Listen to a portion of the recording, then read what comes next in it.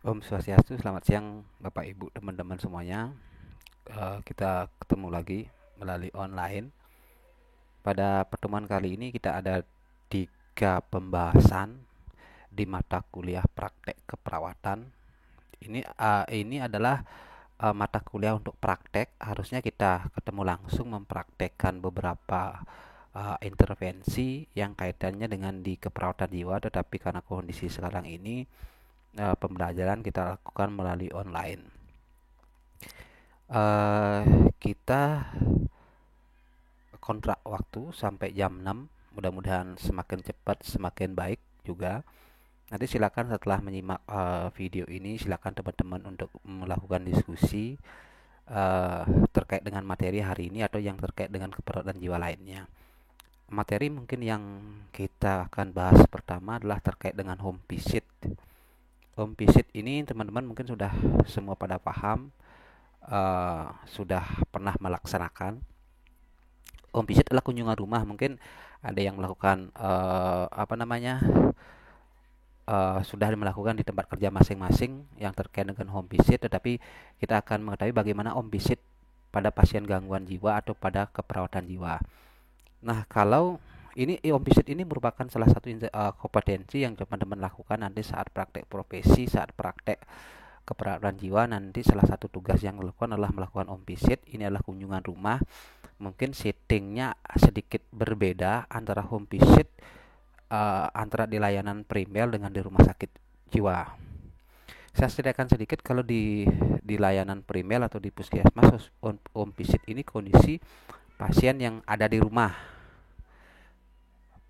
Karena kita melakukan, intinya kita akan melakukan perawatan secara komprehensif pada pasien gangguan jiwa dengan mengambil setting di komunitas atau di rumah. Sedangkan kalau di rumah sakit jiwa, home visit ini kita lakukan saat pasien masih ada di RSJ. Nah, karena pasien gangguan jiwa itu kan tidak di apa namanya ditunggui oleh keluarganya, sehingga kita mempersiapkan keluarga bisa merawat pasien gangguan jiwa setelah kembali ke rumah adalah kita melakukan kunjungan rumah.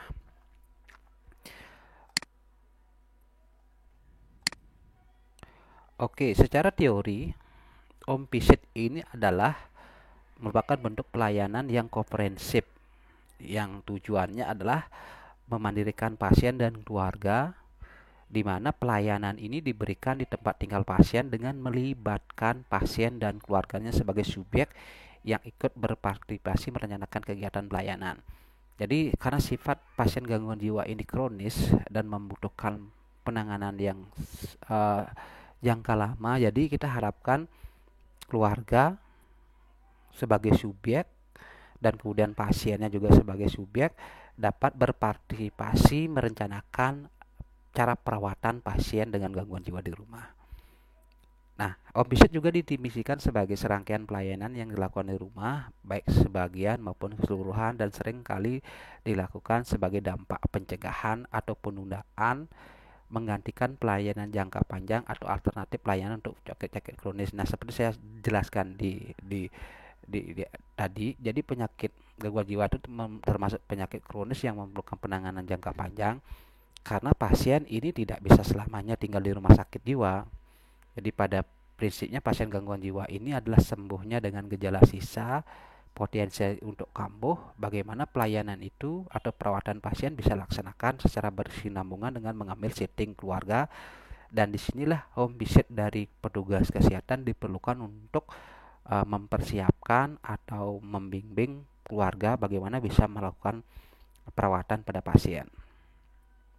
Oke, hampir sama dengan pengertian tadi, salah satu program pendukung bimbingan dan konseling dalam menangani permasalahan pasien itu hal yang terkait dengan dipahami dulu dengan home visit secara teori. Intinya adalah bagaimana home visit ini adalah bentuk kunjungan sebenarnya. Jadi kita berkunjung ke rumah pasien, menggali permasalahan di keluarga yang terkait dengan pasien gangguan jiwa, dan kemudian kita merencanakan atau menentukan masalah, merencanakan sampai melaksanakan tindakan dan evaluasi dari rangkaian kegiatan yang kita lakukan. Ya, tetap di sini dalam melakukan home visit dan teman-teman melakukan asuhan keperawatan juga. Dan ingat, asuhan keperawatan itu Komponennya terdiri dari pengkajian, penentuan masalah, perencanaan tindakan sampai dengan evaluasi. Intinya juga adalah melakukan askep jiwa di rumah pasien. Nah, ini tujuan dari Om Pisit. Kalau di rumah sakit jiwa, tujuan yang pertama kita utamakan adalah mendapatkan data tambahan tentang pasien, khususnya berkaitan dengan keadaan rumah. Kalau kita misalnya Om Pisit di rumah sakit jiwa, seperti yang saya jelaskan tadi, pasiennya masih ada di rumah sakit jiwa, tentu kita melakukan kunjungan rumah itu terkait dengan mendapatkan data tambahan tentang pasien. Jadi kita ketahui bagaimana pola kebiasaan pasien di rumah, dan kemudian di samping kita menginformasikan kondisi pasien dan menyiapkan keluarga untuk melakukan perawatan pasien selanjutnya. Kemudian menyampaikan permasalahan pasien dan keluarga. Ini kita sampaikan bahwa masalah apa yang terjadi, karena seperti saya sampaikan tadi, karena keluarga tidak ada rumah sakit jiwa, tentu permasalahan yang terkait dengan progres perkembangan pasien dan masalah-masalah yang lain yang dialami pasien juga kita informasikan kepada keluarga. Yang ketiga adalah membangun komitmen keluarga untuk bertanggung jawab dan bekerja sama dengan masalah pasien. Nah, penyakit kronis apapun, berarti tanggung jawab untuk penanganan pasien tidak bisa diserahkan ke pihak pelayanan kesehatan. Begitu juga dengan pasien gangguan jiwa. Jadi pasien gangguan jiwa tidak bisa diserahkan ke rumah sakit jiwa atau pelayanan yang mengurus tentang pasien dengan pelayanan gangguan jiwa, karena seperti saya jelaskan tadi, pasien tidak mungkin selamanya atau seluruh umur hidup ada di rumah sakit jiwa. Jadi keluarga itu harus kita bangun komitmen bagaimana dia bertanggung jawab untuk bisa merawat pasien di rumah. Ini menjadi permasalahan terbesar di pelayanan gangguan jiwa. Jadi keterlibatan keluarga memang sangat sedikit sekali. Jadi keluarga itu sudah sebagian besar sudah tidak peduli, kemudian sudah tidak mau lagi merawat, kemudian itu faktanya adalah memang pasien gangguan jiwa itu yang saya lihat di lapangan di rumah sakit sendiri adalah keluarga memang tidak mau menjenguk, tidak mau peduli. Nah, permasalahan itu tidak bisa kita biarkan, sehingga kita dengan melakukan pendekatan melalui kunjungan rumah diharapkan keluarga mampu berkomitmen untuk merawat pasien di rumah. Yang selanjutnya menganjurkan kepada keluarga untuk siap dan dapat menerima pasien sebagai anggota keluarga untuk dapat memenuhi kebutuhan pasien. Nah, stigma, teman-teman mungkin tahu stigma itu adalah sesuatu yang jelek terhadap seseorang. Nah, pasien gangguan jiwa juga mendapatkan stigma dari orang-orang terdekat, jadi keluarganya sendiri. Jadi ada penolakan, kemudian pasien keluarga itu ada pembiaran. Kemudian ini bisa disebabkan oleh trauma yang dialami, karena pasiennya misalnya sering menunjukkan perilaku yang tidak wajar, sehingga keluarga menjadi alasan keluarga untuk menolak pasien. Nah, di kunjungan rumahnya kita jelaskan kondisi pasien yang sebenarnya dan bagaimana caranya penanggung jawab cara perawatan pasien di rumah, sehingga dari informasi yang diberikan diharapkan keluarga mau menerima anggota keluarganya setelah pulang dari rumah sakit. Oke, kadang-kadang tujuan yang keempat adalah menganjurkan keluarga untuk memberikan kesempatan pada pasien untuk mencurahkan perasaannya. Nah, terkadang keluarga ini adalah ketidakpeduliannya menyebabkan mereka itu tidak menganggap pasien itu adalah tidak berharga, tidak bisa dikembalikan fungsinya. Sebenarnya hal ini sangat salah sekali. Jadi pasien ini butuh juga mencurahkan perasaan, stresor yang dihadapi, sehingga permasalahan yang dialami oleh pasien yang menjadi stresor kekambuhan itu dapat didengar oleh keluarga, dan sehingga keluarga bisa memberikan solusi. Nah, kemudian menganjurkan keluarga untuk memberikan aktivitas atau kesibukan sesuai dengan kemampuan pasien. Ini sangat penting sekali, karena pasien gangguan jiwa stereotipnya adalah dia tidak bisa ngapa-ngapain lagi. Nah, sehingga kita perlu jelaskan kepada keluarga bahwa aktivitas atau kesibukan itu sangat penting sekali sesuai dengan kemampuan pasien yang diberikan. Jadi di anggota di perawatan atau di pelayanan kesehatan jiwa kita mengenal yang namanya 5B. Jadi pasien gangguan jiwa itu harus melaksanakan 5B. Yang pertama adalah berobat. Berobat itu secara teratur. Yang selanjutnya adalah melakukan aktivitas seperti ini. Jadi pasien harus diberikan aktivitas untuk diberikan kesibukan agar mereka itu tidak memikirkan permasalahannya. Jadi kadang-kadang karena tidak ada kegiatan itu menjadi mereka sering bengong, sering menyendiri di dalam kamar sehingga itu potensi akan mengalami kekambuhan. B yang selanjutnya adalah berdoa. Itu penting juga. Kemudian berrekreasi juga, pasien gangguan ini butuh rekreasi. Dan kemudian yang selanjutnya bersosialisasi yang terkait dengan bagaimana kita memberikan kesempatan pada pasien mencurahkan perasaannya. Yang selanjutnya adalah menganjurkan kepada keluarga berkomunikasi secara intensif dengan pasien. Nah ini atau mengunjungi pasien. Jadi kita harapkan kunjungan keluarga itu sebagai bentuk dukungan kepada pasien dalam proses penyembuhan. Jadi kendala yang kita hadapi memang keluarga tidak atau jarang mengunjungi pasien di rumah sakit jiwa. Nah, manfaat dari Om Visit adalah dapat meningkatkan pemahaman perawat tentang pasien, adanya peningkatan pemahaman seperti mudah dimengerti karena memang dilakukan kunjungan rumah itu kita akan mendapatkan keterangan yang terkait dengan pasien sehingga kita dapat merencanakan sebuah intervensi. Kemudian kita dapat meningkatkan hubungan dengan dengan pasien, dengan keluarga pasien sehingga kita dapat bekerja sama dalam perawatan pasien. Nah, kemudian dapat lebih terjamin terpenuhnya kebutuhan atau tuntutan kesehatan pasien. Jadi kita dalam kunjungan rumah juga kita jelaskan nanti setelah di rumah pasien kemana harus berobat, harus kontrol, kemudian kebutuhan kesehatan juga yang terkait dengan permasalahan pendanaan. Jadi ketika dia tidak mempunyai jaminan, bagaimana kita arahkan untuk mengurus jaminan kesehatan karena sifat penyakitnya kronis tentu akan membutuhkan penanganan yang jangka panjang sehingga memerlukan pembiayaan yang besar juga sehingga kita arahkan untuk mengurus jaminan. Nah, ini prosedur dari Om Visit. Jadi saat teman-teman nanti praktek profesi atau nanti melaksanakan intervensi di tempat kerja, intervensi Om Visit, jadi teman-teman juga harus yang pertama dilakukan adalah mempersiapkan daftar nama keluarga yang dikunjungi. Nanti harus tahu siapa pasiennya, anggota keluarga yang di mana, alamatnya di mana sehingga kita akan mudah bertemu dengan keluarga. Nah, yang kita harapkan keluarga inilah menjadi penanggung jawab pasien atau caregivernya. Jadi di keluarga itu kan banyak, ada adik, ayah, ibu, suami, istri. Nanti di antara keluarga itu siapa sih yang kita jadiin caregiver? Caregiver itulah sebagai penanggung jawab. Walaupun Om Visit ini merupakan bagian dari askep keluarga. Jadi kita fokusnya bukan ke pasien tetapi keluarga secara umum, tapi kita perlukan adalah penanggung jawab sehingga menjadi fokus kita untuk memberikan informasi kepada satu orang anggota keluarga.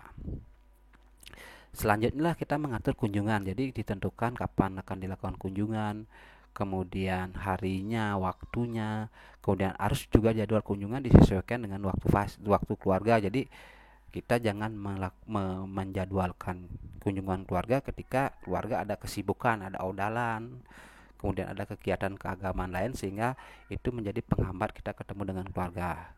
Kemudian selanjutnya mempersiapkan macam data yang akan dikumpulkan nanti ketika kita ke keluarga.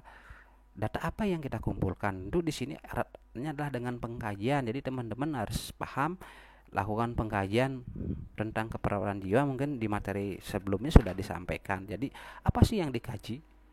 Yang tentu yang dikaji yang terkait dengan permasalahan kesehatan jiwa.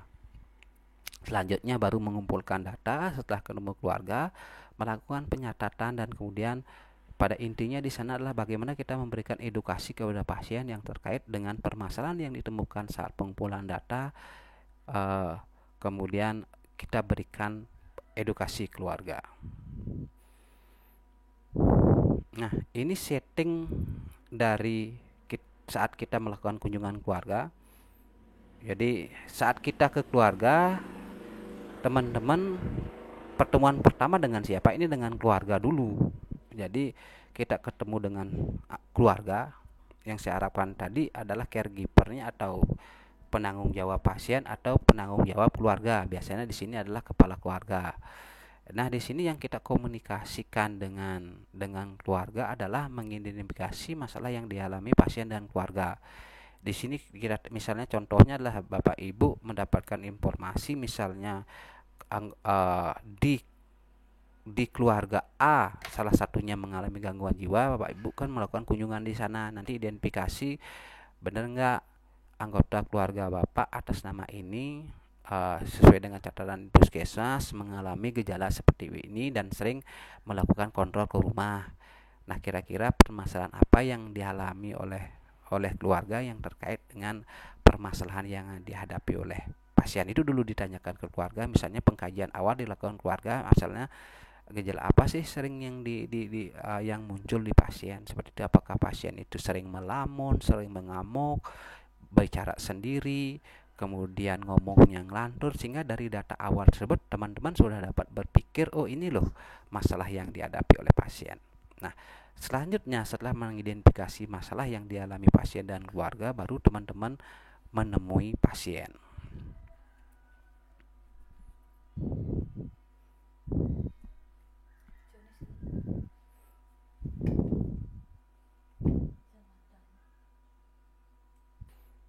Nah, selanjutnya setelah teman-teman menemui keluarga, jadi seperti yang jelaskan tadi, teman-teman menemui pasien. Nah, di pasien ini teman-teman melakukan pengkajian berdasarkan informasi awal yang diinformasikan oleh keluarga. Contohnya misalnya di informasi awal teman-teman mendapatkan informasi dari keluarga pasien itu adalah sering bicara sendiri, sering tertawa sendiri. Nah, teman-teman melakukan verifikasi lagi di sini, misalnya dilakukan pengkajian apakah apa misalnya suara yang didengar, berapa kali, kemudian apa tindakan yang dilakukan, kemudian apa yang Anda lakukan saat mendengarkan suara itu, dan kemudian pengkajian yang lain, misalnya siapa yang diajak ngobrol, apakah sering berinteraksi dengan keluarga. Dan kemudian dari hasil pengkajian tersebut, baik melalui wawancara maupun observasi, teman-teman bisa langsung menentukan permasalahan yang dihadapi pasien. Nah, dari pengkajian yang saya sampaikan tadi, misalnya pasien mendengarkan suara-suara seperti itu, teman dapat merumuskan sebagai permasalahan pasien mengalami halusinasi. Nah, setelah itu baru teman-teman latih cara mengatasi masalah yang dihadapi pasien. Nah, harapan teman-teman saat melakukan kunjungan, teman-teman sudah harus memahami konsep asuhan keperawatan jiwa. Jadi di 7 masalah utama keperawatan jiwa itu misalnya seperti isolasi sosial, ADR, halusinasi, waham, kemudian halusinasi, risiko bunuh diri, defisit perawatan diri, teman-teman harus kuasai dulu. Sehingga ketika ketemu dengan pasien, teman-teman sudah bisa langsung melakukan pengkajian, merumuskan masalah, kemudian merencanakan langsung mengambil intervensi. Contoh misalnya tadi saya sampaikan dari pengkajian yang saya jelaskan tadi, itu kita ambil masalahnya halusinasi. Tentu intervensi kita yang kita rencanakan adalah bagaimana kita caranya melatih pasien menghardik halusinasinya. Nah, disinilah teman-teman latih pasien menghardik halusinasi. Latih menghardik halusinasi, kemudian berikan jadwal menghardik, kemudian kita juga berikan penjelasan tentang penggunaan obat kepada pasien. Nah, setelah itu memberikan penanganan ketemu dengan pasien, langkah selanjutnya teman-teman kembali ketemu dengan keluarga. Jadi teman-teman kembali ketemu dengan keluarga, kemudian kita di sini adalah melatih keluarga merawat pasien. Jadi misalnya kalau pasien ini dengan halusinasi, kemudian latih pasien merawat halusinasi. Contohnya adalah bagaimana keluarga dapat melatih pasien menghardik halusinasi, mengingatkan pasien untuk berlatih mengardik halusinasi seperti jadwal yang kita sampaikan di sini. Di sini juga kita sampaikan hasil tindakan yang dilakukan terhadap pasien. Jadi setelah lakukan mengardik tadi ternyata pasien mampu mengikuti, mampu menerapkan. Kita sampaikan bahwa pasien itu progresnya seperti ini. Kemudian selanjutnya baru kita diskusikan tugas yang perlu dilakukan keluarga. Nah, kita penekanannya di sini adalah tugas keluarga di bidang kesehatan yang meliputi 5 bidang tugas keluarga, misalnya seperti bagaimana memodifikasi lingkungan, memanfaatkan sarana yang ada, kemudian sampai merawat pasien, mengenal permasalahannya. Nah, di sini kita diskusikan dan kita juga ajarkan pasien, berikan informasi apa itu halusinasi yang terkait dengan masalah tadi. Nah, itu rangkaian kunjungan rumah teknisnya yang teman-teman dapat lakukan saat melakukan home visit. Ini strategi kunjungannya, ini komunikasi yang harus kita lakukan karena di saat kita berkomunikasi dengan pasien, tidak hanya pasien gangguan jiwa, tentu kita ada yang namanya komunikasi terapeutik yang terdiri dari fase orientasi, kerja sampai terminasi. Ini ya terus tetap dilakukan. Nah, kemudian saya akan sampaikan beberapa belangko terkait dengan kegiatan home visit.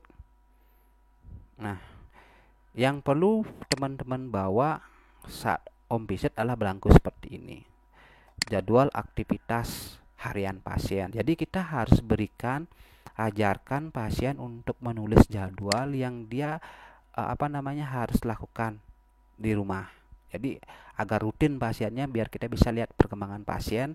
Seperti saya jelaskan tadi, misalnya berlatih mengardik halusinasi harus dilatih terus. Kasus yang sering saya temukan adalah misalnya sering mahasiswa merawat maupun teman-teman kami di rumah sakit jiwa masih terjadi pasien secara kognitif tahu loh caranya mengardik. Mengardik misalnya tutup telinga, katakan tidak dalam hati, pergi kamu, pasien bisa, tetapi itu tidak rutin dilakukan sehingga saat mengalami halusinasi pasien tidak mengardik tetapi lebih banyak mengamuk karena pola kebiasaannya kita tidak tanamkan. Nah, jadi kita berikan kegiatan misalnya di saat tadi memberikan latihan mengardik, kita jadwalkan misalnya jam 11. Jadi di sini kita tulis pasiennya latihan mengardik dan kita komunikasikan dengan keluarga. Nah, saat jam segini keluarga juga harus mengingatkan pada pasiennya untuk berlatih mengardik. Nah, di kegiatan ini ya kita susun misalnya jam 05 sampai 6 pasien harus ngapain, dan ini harus kita evaluasi secara terus menerus apakah pasien mampu nggak melakukan ini secara mandiri ya. Jadi mandiri ini adalah pasien melakukan sendiri tanpa diingatkan. Kemudian bantuan apabila pasien melakukan itu dengan diingatkan atau disuruh. Kalau T tergantung adalah setiap kegiatan yang dilakukan pasien itu adalah tidak dilakukan. Rencana kegiatannya tidak dilakukan, itu T keterangannya. Nah, selanjutnya inilah kemampuan melaksanakan ADL. Nah, apakah mampu nggak pasien melakukan ini? Ini yang kita harapkan. Jadi terkontrolnya pasien gangguan jiwa kita harapkan bisa melakukan serangkaian kegiatan seperti ini. Pada intinya adalah pemenuhan kebutuhan sehari-hari, mulai dari mandi, buang air besar, mengganti pakaian, menyiapkan pakaian sampai dia melakukan aktivitas sosialisasi dan minum obat itu. Nah, karena aspek kemampuan ini kita harus evaluasi untuk mengetahui progres perkembangan pasien. Nah, kemudian ada juga penilaian kemampuan ini yang kita harapkan keluarga bisa nggak mengetahui kondisi seperti ini. Ini beberapa belangko yang perlu dibawa saat home visit untuk melakukan penilaian terhadap kemampuan dari asuhan yang kita berikan. Nah, di sini juga saya lampirkan beberapa pedoman asuhan keperawatan jiwa terkait dengan strategi pelaksanaan yang dilakukan. Teman-teman silakan bisa baca sendiri niki. Ini akan saya kirim. Nah, selanjutnya adalah saya akan menyampaikan terkait dengan kita punya SOP home visit di rumah sakit jiwa ini loh. Kegiatan home visit dari prosedur yang dilakukan hampir seperti yang saya sampaikan tadi, menyangkut hal-hal yang tadi saya sampaikan. Silakan ini bisa dimodifikasi dan bisa dijadikan panduan ketika teman-teman melakukan kegiatan home visit.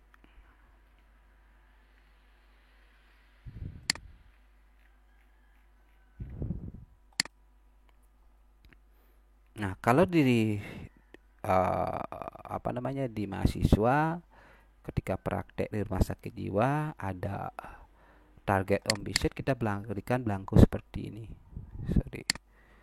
Belangko home visit mahasiswa. Sebentar.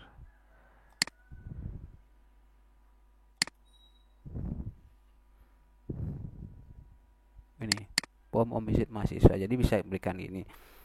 Jadi ini yang saya sampaikan tadi, mencari data terkait dengan lingkungan keluarga, terkait dengan data di keluarga. Nah, setelah melakukan pengkajian ini baru kita lakukan intervensi, dan semua tindakan yang dilakukan harus didokumentasikan. Ini belangko untuk mahasiswa. Baik, itu yang saya sampaikan yang terkait dengan home visit. Kita akan beralih ke materi selanjutnya yang terkait dengan discharge planning.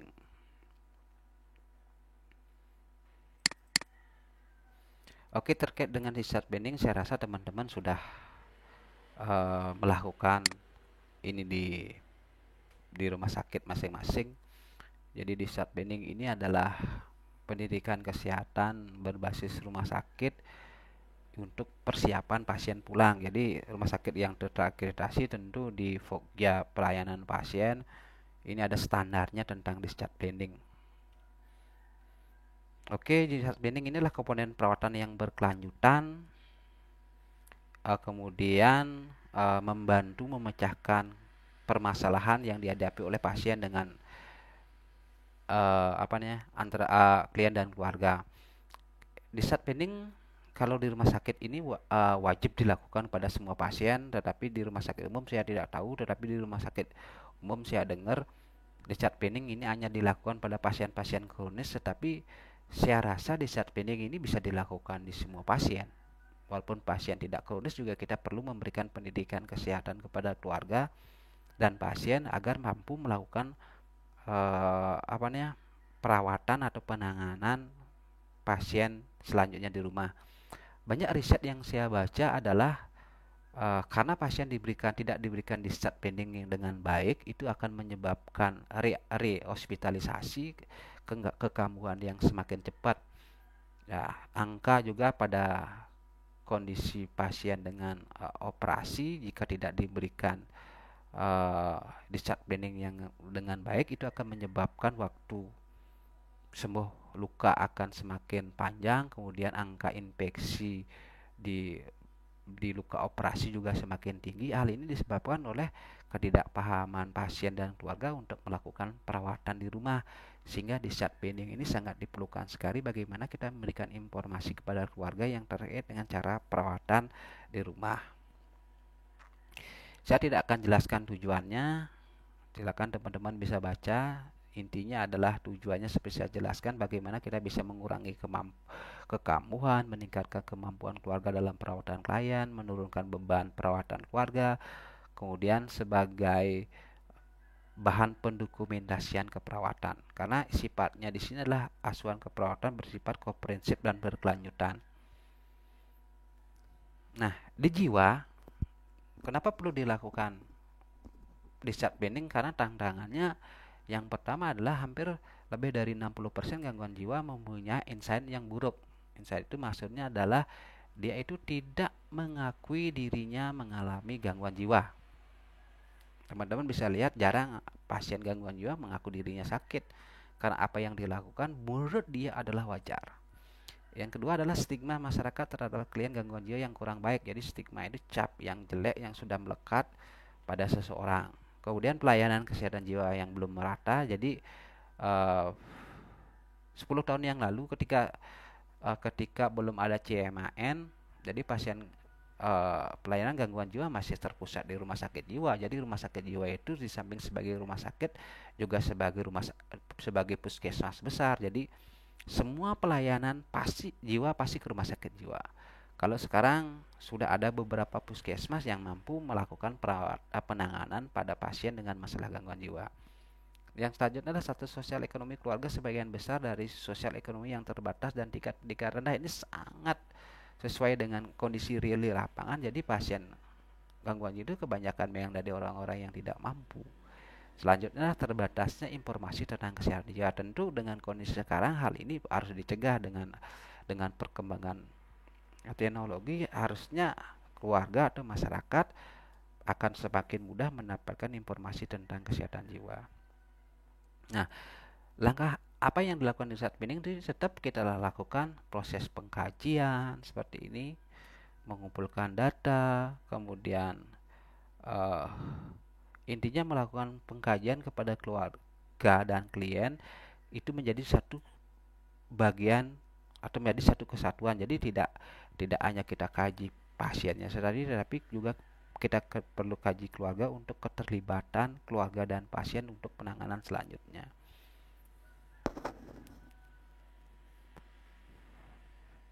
Ini pengkajian yang dilakukan. Saya tidak akan jelaskan standar pengkajian pasien pulang seperti ini. Akan minum apakah itu memerlukan bantuan minimal, mandiri, atau bantuan total. Sehingga ini menjadi dasar bagi kita untuk memberikan informasi kepada pasien tentang bagaimana caranya perawatan pasien selanjutnya. Misalnya kalau mandi tidak bantuan minimal, kita ajarkan bagaimana membimbing pasien mandi. Seperti itu arahnya. Ini beberapa pengkajian yang dilakukan.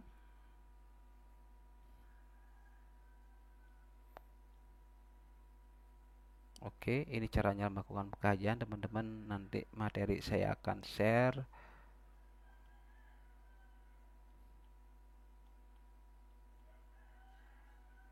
Oke.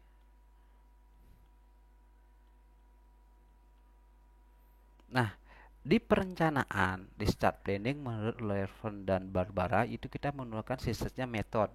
Itu medication, environment, treatment, kemudian pendidikan kesehatan, outpatient referral sampai diet. Ini yang harus kita rencanakan. Apa itu medication? Kita akan jelaskan satu persatu. Jadi obat, jadi keluarga dan pasien perlu diberitahu jenis obat dan manfaat serta efek samping dari obat itu. Jadi banyak kasus kalau kita tidak memberikan penjelasan tentang obat, jadi keluarga dan pasien tidak bisa memanfaatkan obat dengan baik.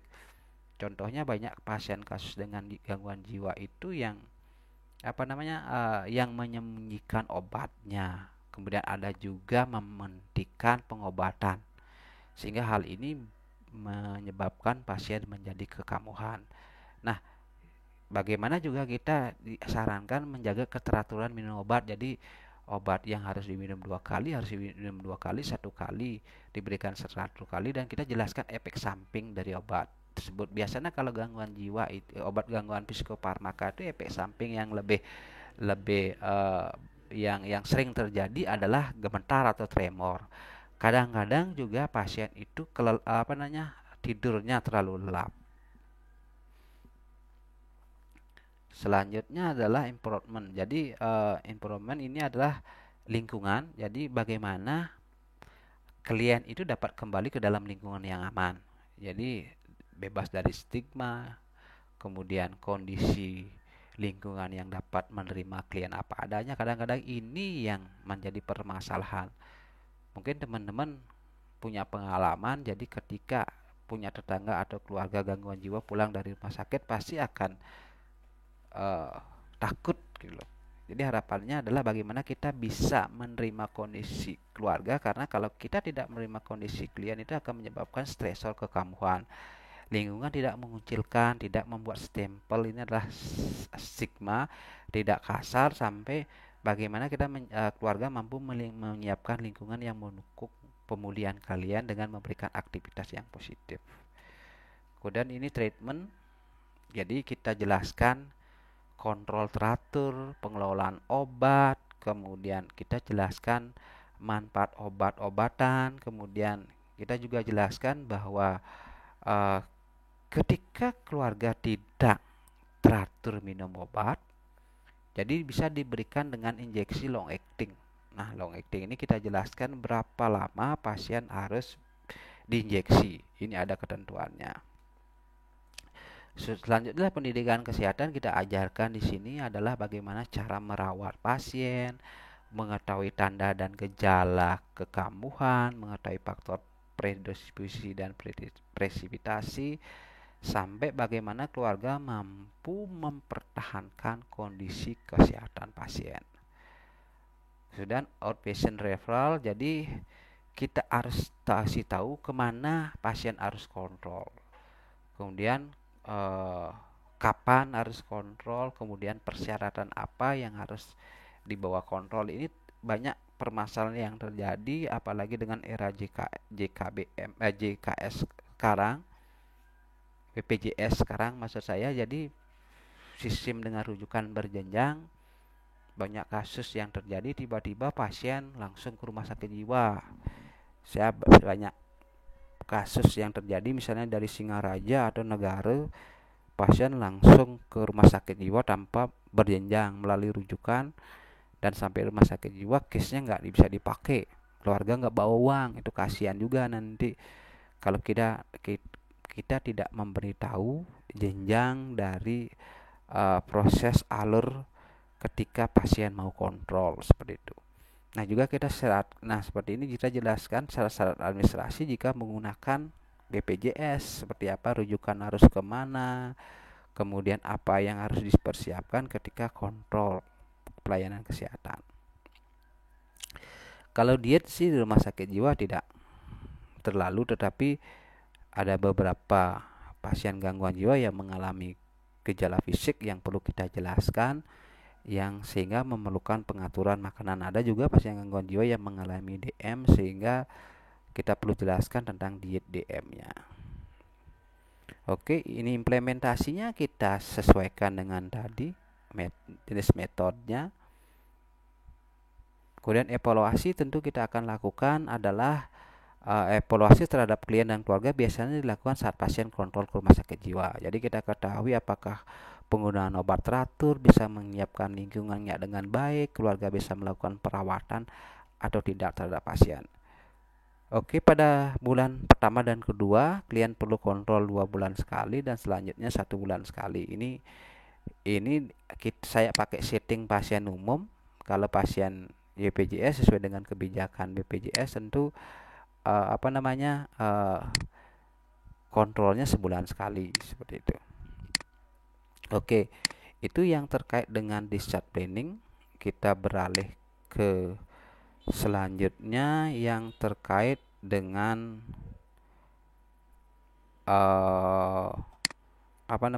restrain. Nanti restrain akan saya berikan link YouTube, teman-teman silakan nanti bisa tonton di sana bagaimana teknik melakukan restrain.